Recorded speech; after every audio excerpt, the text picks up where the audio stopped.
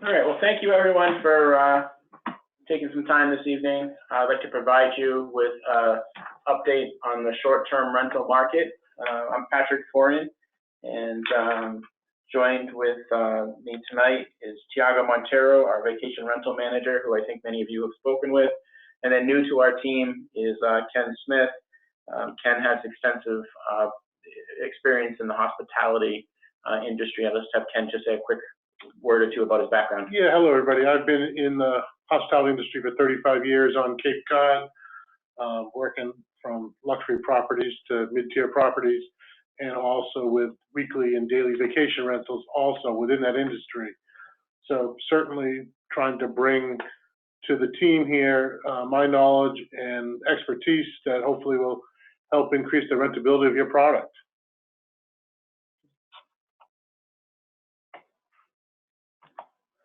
Okay, well, let's get started. Let's talk about what the current conditions are for the short-term rental market. I think it's safe to say, and Ken, you might chime in on this, sure, that we're really seeing something that we've never quite seen before. Vacation rental bookings are off, not only with the private homes, such as the homes that you own, that we help manage, but they're also off for some hotels on the Cape, or many hotels on the Cape are feeling the pinch as well. So the question is, why? What's going on? Yeah, and I've spoken with several hoteliers in the last week in preparation for this meeting, just to kind of get a sense from them what they're seeing with their multi-bedroom product, which is what we're really talking about. I really wasn't talking to them directly about hotel rooms, but even at that, they're seeing the market right now is off, and I've heard numbers of anywhere from 15 to 30%, which is just dramatic. And we have not, except for right after 9/11, we have not seen a drop like this in the market on Cape Cod. Certainly ultra concerning, and we're trying to do what we can to get out in front of it to help you and support you, so that we can rent more product, as I said earlier. So I do think there's some factors that are driving it, and I know we have it up on the screen now. Hopefully everybody can see that. But certainly one of the items is the proliferation of third-party sites. Last year, my contacts with Airbnb, and this was straight from them, last year on July 4th, holiday week, they had roughly 5,000 homes available for rental on Cape Cod. Now, I look at that from a hotel standpoint. If you look at it from a 100-room hotel, it was 50 new hotels on Cape Cod that particular week. We haven't had 50 new hotels built on Cape Cod in the last 50 years. So just that saturation of the market certainly is cutting the pie up more and more. Secondarily, we all know what the short-term rental tax is proposed to do for Cape Cod, and I think what it's done is really stall the market. One thing that you had from the short-term rental market, privately and through realtors, was the ability in the past to have a competitive advantage of 12 to 15%. Well, that's gone away.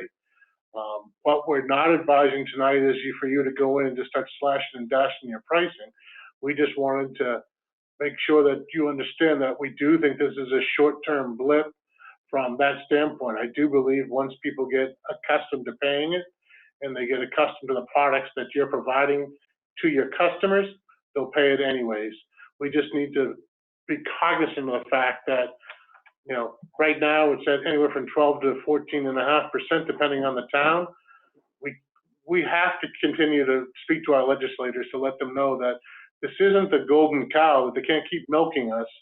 We got to let them know that the bottom line is, okay, this tax is passed.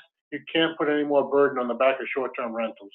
And the thing to keep in mind too is the tax applies to anything that the guest pays, whether it's a booking fee, insurance, a cleaning fee, anything applies is taxable. So a rental that's say $2,000 a week, the tax, depending on the town, is going to be between $250 and $300 on top of the $2,000 that they were already paying. And as Ken said, one of the things it's hurting this year. And it's going to be interesting to see how restaurants and ice cream shops and all of that fare because people are still coming and they've got to now come up with an extra $250 or $300 that they may have used to go out to those restaurants or ice cream stores or mini golfs. So it's going to be a very interesting summer on Cape Cod. The other thing I just want to mention, and we should have mentioned at the beginning, is if you have any questions, we're going to have a question and answer at the end. So we're just going to go through our presentation and then we'll open it up to questions at the end. I've got everyone on mute right now. The other tax piece that I think is actually even affecting it more than the short-term rental tax is the taxes that have changed to the personal income tax, federal personal income tax, where in the past, and I'll be very candid, I know that I was one of them in the past that received a refund, and this year I ended up having to pay. That short-term effect of receiving more in your weekly paycheck, and not realizing at the end of the day that $2,000, $3,000, $4,000 refund check that you traditionally had received in April, that you're not receiving, and much of that money was always used for what I'll call discretionary spending. I do think that money drying up has certainly had an effect on people's abilities to rent for 7-day and longer stays. And then finally, the last piece we have up there, sharks, both nationally and internationally, are news. And the number one feature that we have on Cape Cod is the waters that surround it. Sharks aren't going away, so we just have to position ourselves from a region to be, what the messaging is about it. And the bottom line is there's a lot more to do on Cape Cod than just go in the water. And I certainly believe that the market in the areas that your homes are in, the waters are perfectly fine and perfectly safe. But I certainly, if I was you, I'd not be having that as an advertising feature. But the bottom line is I do think that is affecting some people's planning purposes of coming to Cape Cod. So those 4 items we feel are having an effect on where rentals are going. We don't want to, this isn't all about doom and gloom. It's also about what we think that you can do to help rent more units, more nights.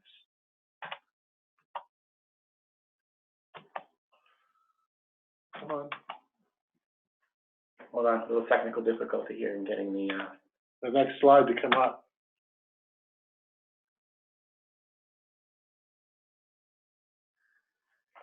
So some changes that we think you may want to give some consideration to help fill some remaining weeks this season, and then talk about maybe some changes in mindsets going forward for the 2020 season. Where is the industry heading? We really believe it's going to something other than the traditional Saturday to Saturday stay. The generation that is now traveling is used to being able to go places, and the mindset of coming to Cape Cod every year for 30 years and staying in the same house for a week or two is gone. These are people who like to travel and explore different places. So I think we need to start thinking about getting away from Saturday to Saturday. Yeah, one of the items that I've seen, specifically from my hospitality background, are families coming to Cape Cod, but coming for shorter stays.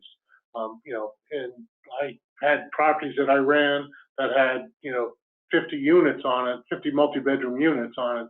And the last 10 years, we've seen a real proliferation of shorter stays that, the families are still coming. They're coming down for 3- and 4-night stays rather than those 7-night stays. And the mindset has to change. It took a while to change it within the industry here in the Cape. On the hotel hospitality side was, no, we only rent Saturday to Saturday. Well, what I'm recommending and suggesting is this, is you take a look at where your rates are at. You think about an opportunity, there's opportunities in peak seasons where you can drive shorter stay rates up as high as 40% higher than what you're presently charging, and then charge them for a lesser stay. So if you get somebody coming in for 3 days at a 40% yield, and another person coming in for 4 days at a 40% yield, plus you have cleaning fees, it's easy to get somebody to come in and clean your property on a Wednesday than it is on a Saturday. You get somebody to come in and clean it, get it ready for the next turn. The next guy comes in, stays 4 days. At the end of the day, the bottom line is this: you've just rented it for 7 days at a 40% lift. I'd take that all day long. So that's really the whole piece that we're trying to educate and understand that it isn't all about Saturday to Saturday, because the customers are the ones that are driving this. This isn't Foran Realty, this isn't Ken Smith. This is what we're hearing from the customers who are calling us saying, look, we'd like to come down July 10th through the 13th. Do you have anything available? And right now we do have some units that have jumped on board with some shorter stays. And very candidly, some of those are picking up inventory. And so when I say pick up inventory, actually picking up sales. So, you know, it certainly is somebody's just, you know, feelings of what they want to do and how they want to rent it. But we strongly would think that it's something to consider. And when Patrick was touching on yields, you know, as an industry, one recommendation is get something on the books now. And what I mean by that, if you have a customer that wants to book a year out in advance and you say, well, my rate's not set yet, shame on you. We need to figure out what that rate needs to be for 2020, get it on the books, get them to book now, and put the money in your bank account. The bottom line is this: if you can get them to book a year early, that's one less piece of marketing and effort you have to put out there. But as you get closer in, somebody wants to book one of your units, you know, 2 weeks before arrival, well, then they should pay a premium for that, for waiting for the last minute. And that's the way yielding works, and that's the way the industry is going. As you sell more inventory and you have less available space, you charge that potential customer a premium for picking up that last minute inventory or selling that last minute inventory. But on the flip side, if stuff's open and available, you got to take a look at your rates and say, you know what, maybe it's time I reconsider right now where the market's driving it, and I have to adjust the rates down. And as business picks up and starts to book, then you can start pushing the rates back up again. So it's really about the days of setting and forgetting rates. I hate to tell you, but they're over. You really have to adjust to what the customer is doing. And that's part of the reason why Patrick brought me on board, was my hospitality background, and to help and advise him, and hopefully help and advise his clients, meaning you, to take advantage of those opportunities. Just my goal is this: to sell more of your units. So. And, you know, it's on the screen, but you got to remember, once a night is gone, it's gone forever. It can never be sold again. So if we, you know, follow Ken's suggestion, which I think is the way everything is going with the yield management, hopefully at the end of the day, at the end of the year, we're able to get you higher rental payments, and then, you know, it may not be that you rent 7 nights, you may get a 3-night and a 3-night, and you've got an empty night in there. It's less wear and tear in your house, but hopefully in the end, like I said, everything will be equal or higher. The 3-night minimum is the recommended minimum, because if you go 4, then you're not able to necessarily get a 7-night stay. So by going 3-night minimum, you can have a 3 and a 3, a 3 and a 4, or whatever, and you'd still end up with your 7 nights. And as Ken said, at a premium, because they're renting it for less than 7 weeks. 7 days, excuse me. And one of the other things that we can do is reach out to the guests that are coming this year that have openings on either side of their stay, and offer them additional days. I wouldn't recommend charging them a separate cleaning fee, but the thing that we have to keep in mind is if somebody made a reservation prior to January 1st and is arriving after July 1st, their reservation right now is not subject to the short-term rental tax. So they're saving themselves the 12.5% to 14.5%. If we were to add a day or change their reservation, it would trigger that entire reservation to then be taxed at the appropriate rate. So if somebody wants to stay for an extra night or 2 or 3 or whatever it is, what we would recommend doing is actually having them sign a new lease for those extra days. And then that way they're only taxed on that extra stay that they're staying, and not on the entire stay.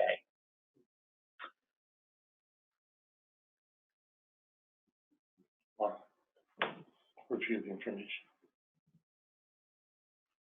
So one of the other things that, you know, I think is important is we want to make sure that your property is in the best light possible, and everyone should have access. And if you don't, please give the office a call, or Tiago, the back end of the website, and make sure that what we have, the descriptions and everything, are all accurate, because obviously, you know, just like in real estate sales, we want to put our best foot forward. People have a lot of choice, and we want to make sure that that your property is shown in the best light, the best photographs. Tiago's been out doing Matterport virtual tours. We've got a lot of them completed. We're the only real estate firm, I believe, on Cape Cod doing those for rentals. I'm not aware of anybody else doing that, which is certainly setting us apart from it. Tiago, you want to add anything? Yeah, if you have any renovation or anything that you do to the property that we are not aware, send us a note, give us a call, let us know, say, hey, I just redid the bathroom, I completely redid my kitchen. Can you come and take new pictures, or can you do another virtual tour? We'll be glad to come out and do it. The bottom line is this: I want to just leave this one as my final thought when it comes to yielding in your property. And Patrick touched on it for a second. The one rule that I've always lived by in the hotel business, and you should all be thinking about it the same way, is there's nothing more perishable than a hotel room or a house or a rental. It only lasts one day. I'll bet you have nothing else in your house that only lasts one day. So if you don't optimize and take that opportunity to maximize, you've missed the mark. Exactly. And, you know, we have some owners who their peak rate is, say, $3,500. And now as we're getting closer, they're, I want to say, slashing those rates to try to fill remaining weeks. To Ken's point of yield management, we can set it so that if you're now at 3,000, maybe that's your base, and as weeks get rented, then that can go up, so that maybe we can fill your season as opposed to scrambling at this point to try to find somebody to come in and rent the remaining weeks or days or however you end up doing it. So it's kind of a flip of the mindset. I'm totally opposed to the what I'll call the slash and dash philosophy when it comes to pricing. It's really about, you know, smart yielding is really what it comes down to pricing. So just saying we just got to lower our price and it's going to fill. Hey, you may fill, but the bottom line is you probably left some money on the table. And the last thing I want you to do is leave money behind. It just isn't right. Trevor, I think you want to add? No, I guess one other thing that we've done recently, and that it seemed to work. I know we talked a little bit about dropping prices to accommodate the season that's not the greatest or is not looking as promised as the previous seasons before. But a good example, we had one of our owners here that he called us and say, hey, what can we do? And it was one of our new properties, and we suggested a price reduction. We don't have a crystal ball. Every property is unique. So we might think the property, when we gave you a rate where you should be, sometimes we're wrong. Sometimes it might be a little lower. And in this particular case, we dropped, I believe it was $200 a week for that particular property. 2 hours later, we got a 5-week rental for that property, which was a new property that we didn't have any pictures or anything until then.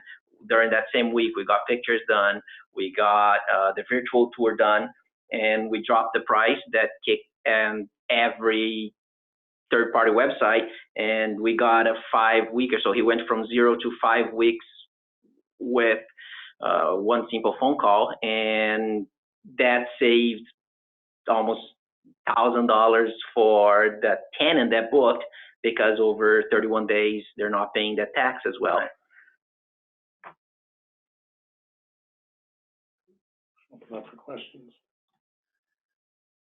So just before we open it up for questions, the short-term rental tax has certainly made it interesting. And one of the things that we're going to do after the 4th of July is host another one of these webinars where we're going to go through the process that you'll need to complete with the Department of Revenue to register your property, so that we can pay the tax that we've collected from the guests on your behalf.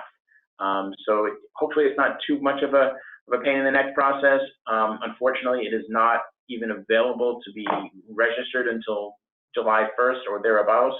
The first tax payment will be due August 20th. That's correct. For any of the stays that initiated in July that have the tax obviously subject to them. So watch for that. We're going to open it up right now for questions, and everybody is unmuted. Are there any questions? Yeah, I don't know if you can hear me. This is Rob Calhoun. and we have had a house on the Cape for 45 years and rented a number of years ago and got a weekly rate. The second data point, our youngest son went to the hotel school at Cornell. So I must say I totally understand what you said. I'm impressed, but somewhat depressed by the conversation. I'm not sure we're going to jump into the 3 or 4 days, but it's all about you, whether it's hotels or flights or restaurants. I get it. I think you guys are on the right path and appreciate what you've said. All of us have got to think individually what that income means to us and make our own decisions. Yeah, and Rob, this is Ken, and I appreciate you saying that. You know, the bottom line is this, is, you know, we're asking people to maybe walk before they run. Maybe take the month of September. Don't do it in July and August if you're not comfortable with it, but take a period of time and see if you can pick up some inventory by cutting that nightly minimum and see if it does anything for you. And as you said, it might not be for everybody. We're here just to give suggestions of what we're seeing and how I'm seeing the industry changing. I think every property and everybody's mindset is unique. We just went through, I won't say where our cottage is, but some of you know it. It was still in the first we updated it with the DIY cottage. So 3 years ago, I would have jumped all over this. Right now, I'm thinking for the cottage versus the potential return. But again, everyone's going to make a decision on their own. Right, yeah, absolutely. And this is just food for thought, things to consider. And, you know, everybody's got a unique situation and we'll go the direction that you want. We're just making suggestions and where we think the market's going for you to consider. And we are also open for suggestions. There are guys, you know, a lot of, you guys have lots of experience. Most of you has rented your properties for years as well. And we are here to hear your thoughts. If you think we should be doing anything differently, we're here for you. This isn't my call, but I would have people that are otherwise none would be here. It's Rob, yeah. Rob, hang on one second. We're gonna mute the other people so we can hear you better. Much better, thank you. Thank you.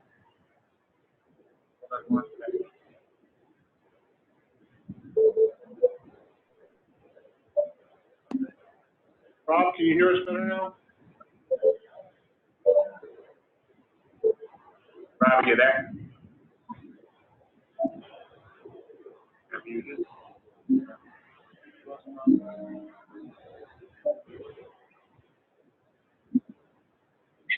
Can you hear us now, Rob?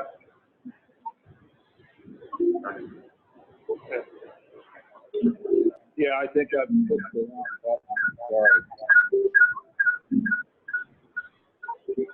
Anybody else have any questions? I want to ask a question about market saturation. Yeah, go ahead. You have a question about market saturation?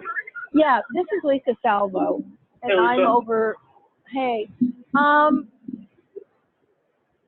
it was really quite surprising to me about your first comment about market saturation. Yeah. And the number of properties since Airbnb has become so popular, because I'm new, no one has rented my house yet, as far as I know. But I've showed the virtual tour to many my neighborhoods in New York, and they love the house. They think it's beautiful, but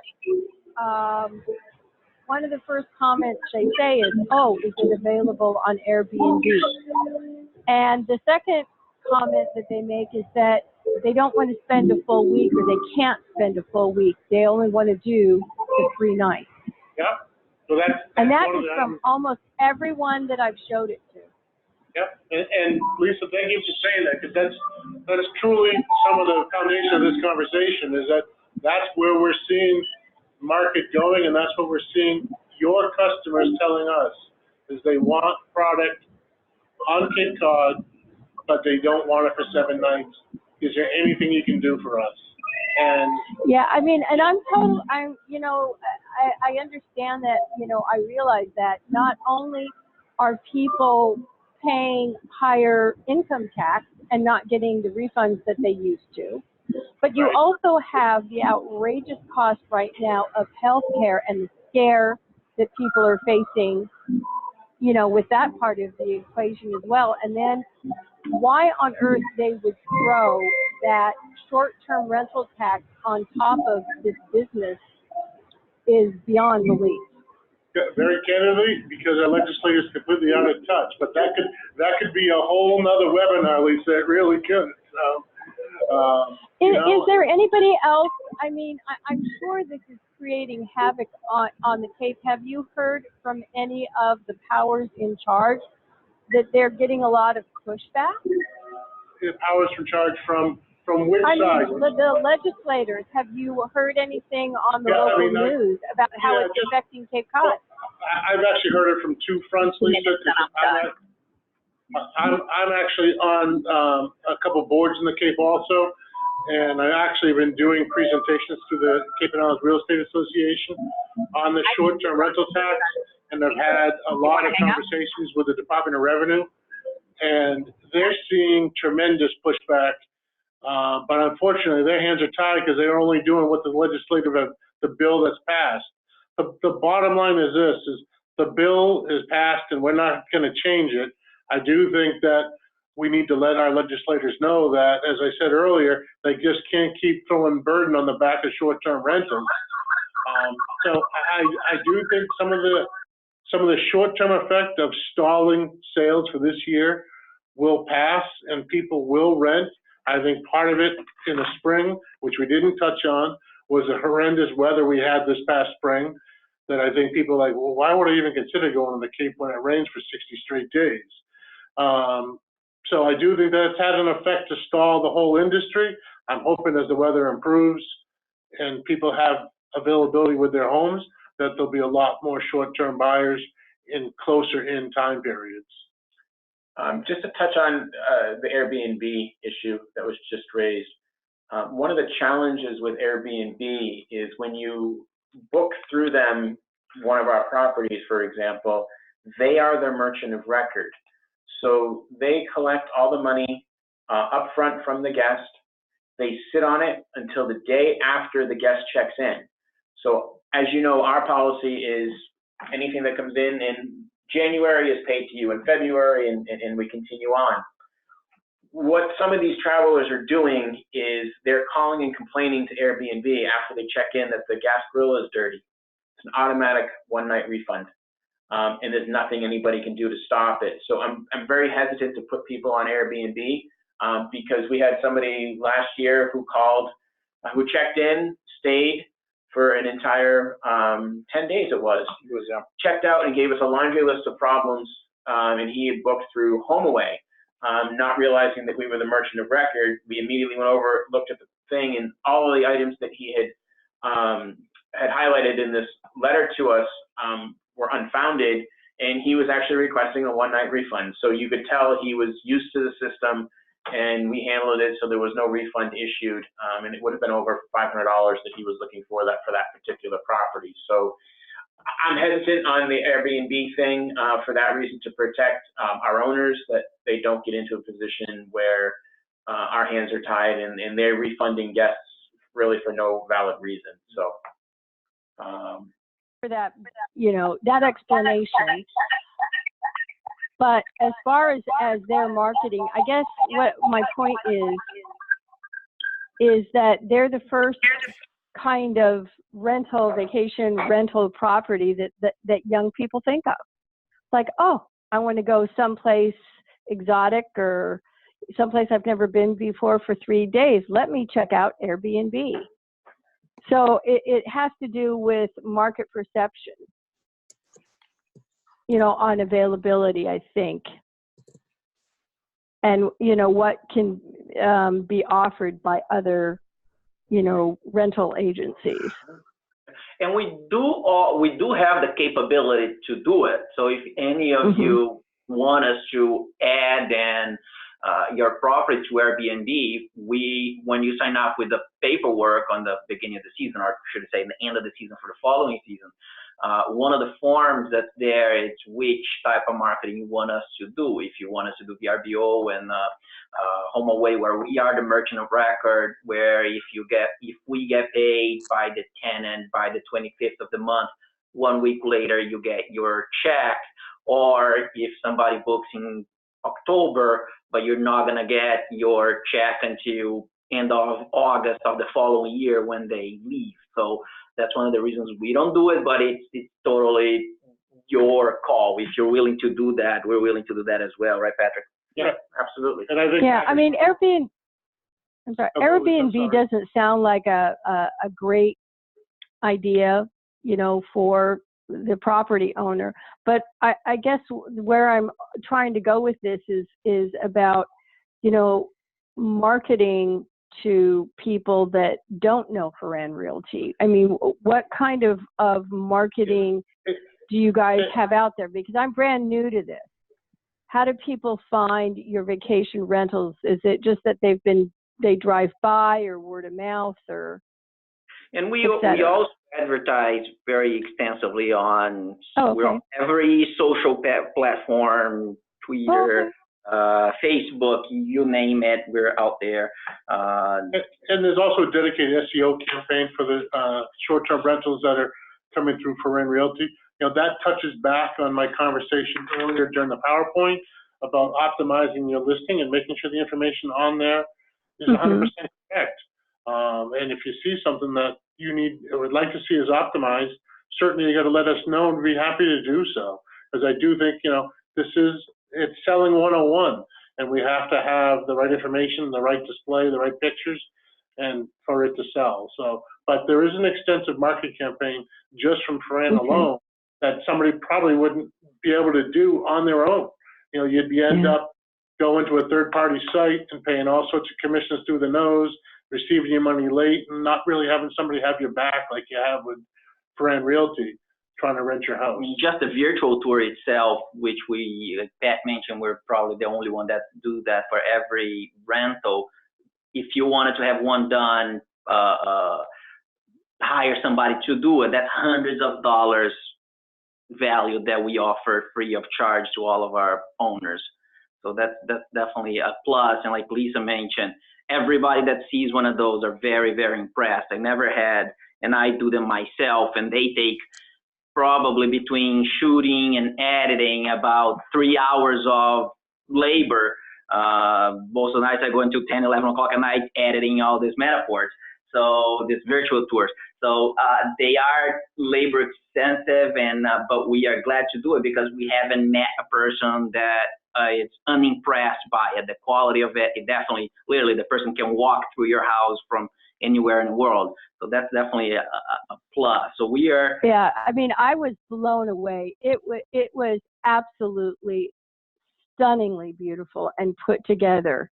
Thank absolutely you. Gary does an amazing job with it. He really does. So. Thank you. Yeah, everybody that I have showed it to, and I also put it on a link on my company's Facebook page, because I used a lot of the epoxy, and it was called Rescue, Restore, Repurpose. You know, about how this house was turned around, and everybody just loved it. Loved it, the video. It was incredible. Well, we, as I'm sure most of you know, but our domain, it's way up there, rentcapecodproperties.com. It's not, you know, it's probably the first thing that comes to mind when you, what do you want to do, rent Cape Cod property? So we're way up there. We work with the SEOs and all that to have being very well ranked on Google, so people do search. So we, any other questions? Anybody else have anything they'd like to ask or bring up? This is Bill Janiga. Just wanted to ask, is the best way, if we're looking to evaluate where we want to price ourselves in the future? Is the best next action just to come in and talk with you guys? Yeah, absolutely. Because that's always been the thing I struggled with, I'm not a real estate person, and, I can look on different sites and try and evaluate if I'm in the right area, but I just basically in the end wing it and hope for the So best. this is Ken again. One of the things that, we do when somebody wants to sell their house is what's called a CMA, competitive market analysis. And we certainly would be happy to do that on the rental side too, with anybody who wants to come in and take a look at where their price position is and see if their price for the property, the location, what they have to offer competitively in market. And it absolutely is one of the foundations and fundamentals that should be being done for everybody that's on this call, is taking a look at where your pricing's at and make sure that from a baseline, you're at the right price point for your house. Some people may be too low and some may be too high. It's as simple as that, so. Yeah, and thankfully we have been growing, and especially on our rental side of the business. And right now we have about 70 rentals. So just within our own rentals, we should have a comp or something similar to basically everyone's property, that we can at least have a really good ballpark idea of where your property should be marketed at. And like I said before, we don't have a crystal ball. We might shoot high, we might shoot low, and that's something that we, like Ken mentioned, that's not written in stone when we decided on the rate. We can go up, we can go down according to whatever you guys decided to do. I mean, the one thing I ask out of everybody in this call, if you get one thing out of it, is get rid of the philosophy of set it and forget it. That philosophy needs to be dead and buried. It's about adjusting to where market's telling you. So setting your rates a year in advance and saying that's where I'm going to be, it just doesn't work for today's traveling public. So. Is there any way, I have one last question, this is Lisa Salvo again. Is there any way to just find out if people are actually clicking on and looking at your rental property? Is there any way you guys can tell or have somebody tell? Yeah, we can. Well, if we want to talk specifically about the Matterport virtual tour, we can tell you how many hits it's had, how many views, how many unique visitors, how many views. We can break it down over a 7-day period, a 30-day period, a year, whatever. We can also get analytics on the back end of the website to see what people are looking at. When you look at HomeAway VRBO, the listings will tell you how many people have viewed them. So there's different ways that we can look at it. Because I think that would be very helpful. Sure. To see if people are actually taking a look at, your property and how you've put it together and if there's any interest. Great. Yeah. We'd love to go through it with you, Lisa. Great. That would be wonderful. Anybody have any other questions? No, again, it's Rob Calhoun. I want to thank you for a complete and informative presentation. Rob, thanks, Rob. We're glad that you got something from it. Yeah. Glad everybody was able to join us tonight. And if you have any questions, feel free to reach out to any of us. We'll also recorded this webinar, so we'll send the link out, providing there's no technical difficulties, in the next couple of days to everybody so they can review it and certainly get back to us with any questions. Great, thank you. Thank you. Hope everyone has a great night. Thank you, everyone. Thank you.